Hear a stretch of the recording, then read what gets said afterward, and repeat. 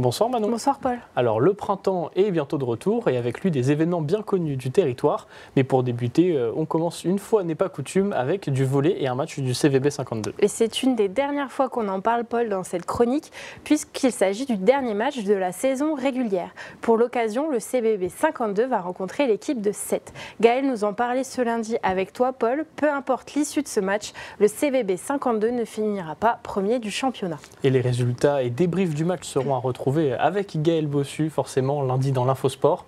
Restons en Haute-Marne, Manon, mais pour un événement cette fois musical. Et un événement musical bien connu puisqu'il s'agit de la 18e édition du festival Jazz Oder. Pour cette 18e édition, au thème très varié, place au big band, au swing des années 50, au bon vieux blues, au jazz manouche, mais aussi au boogie-woogie. En bref, Paul, on revient à nos classiques. Durant 3 jours, 3 concerts sont prévus avec des artistes en première partie. Et le programme complet est à retrouver sur le site internet Jazz Oder.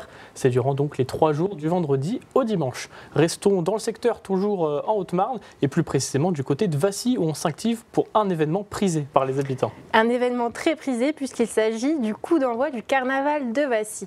Les chars défileront dans les rues de la ville pour un événement festif et convivial. Mais avant ce show, les derniers préparatifs et la finalisation des chars se mettent en place. Notre journaliste était sur place. Dans ce hangar, on prépare avec soin le grand défilé.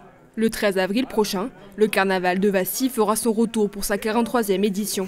Un événement incontournable dans la région qui mêle tradition et spectacle dans les rues de la ville.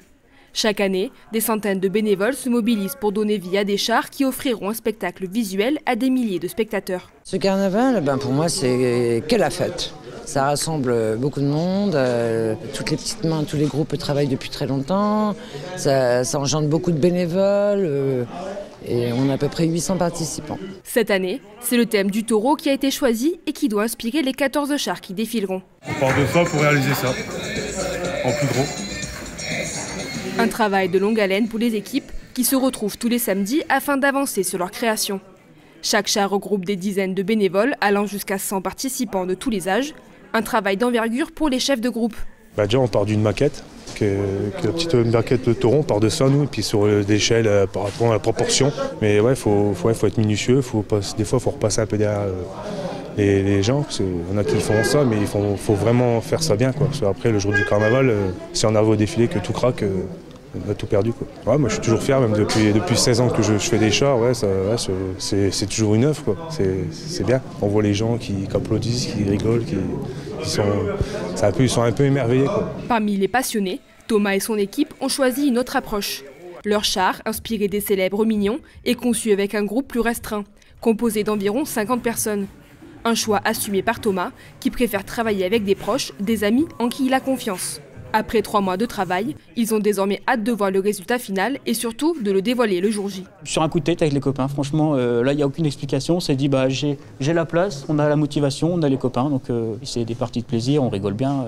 Puis après, on attend le jour J. C'est là qu'on est fiers de montrer notre œuvre. Franchement, c'est mettre tout notre boulot, tous nos week-ends en valeur et puis les gens vont être contents, mais nous aussi. À 1 mois du carnaval, les derniers ajustements se poursuivent. La pression monte, mais l'excitation aussi. Jusqu'à 10 000 personnes sont attendues cette année selon la présidente du carnaval. Un travail de longue haleine, Manon, pour tous les bénévoles mobilisés pour cette grande fête. Vous l'avez vu, c'est un reportage de Julien Debruyne et Célia Richard. Et le carnaval est bien sûr accessible gratuitement. Il me semble que tu as un autre événement à nous proposer en extérieur et dans un cadre tout aussi agréable. Un cadre agréable puisqu'il s'agit de l'abbaye de Trois-Fontaines. Dans le cadre de la Journée internationale des forêts, partez pour un rallye captivant dans le parc forestier de l'abbaye et découvrez la richesse de sa biodiversité. Entre défis, énigmes et observations, explorer la faune, la flore et les secrets d'un écosystème unique. Une aventure ludique et éducative adaptée aux petits et aux grands pour se reconnecter à la nature et mieux comprendre l'importance de préserver nos forêts. Et cet événement est également en entrée libre en espérant que la météo soit clémente. On reste dans le département de la Marne pour découvrir un salon art et livres. Oui, après le succès de la première édition, les bénévoles de la bibliothèque de Loisy-sur-Marne ont décidé de réitérer pour une seconde édition. Ce salon est l'occasion de retrouver ou découvrir des auteurs qui nourriront votre imaginaire, ainsi que des créateurs passionnés avec qui vous pourrez bien sûr échanger et partager. Et donc le salon aura lieu de 10h à 19h, tu l'as dit, à la salle des fêtes de Loisy-sur-Marne.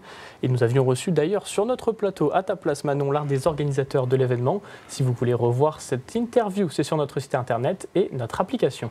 Enfin, je crois que l'on termine notre tour d'horizon par la Meuse. Oui, si vous aviez aimé le spectacle Talons aiguilles et Poil aux pattes, le duo de Rose et d'Anna devrait de nouveau vous séduire dans « Je préfère qu'on reste ennemis ».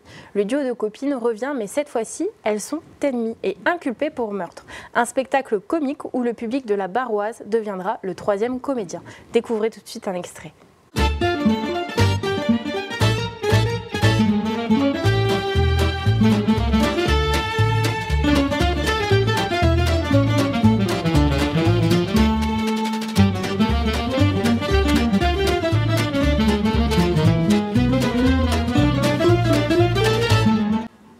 Merci Manon pour cette idée de sortie. Et n'oubliez pas, d'autres idées de sortie sont à retrouver dans l'agenda sur notre site internet et notre application. Merci Paul, à la semaine prochaine.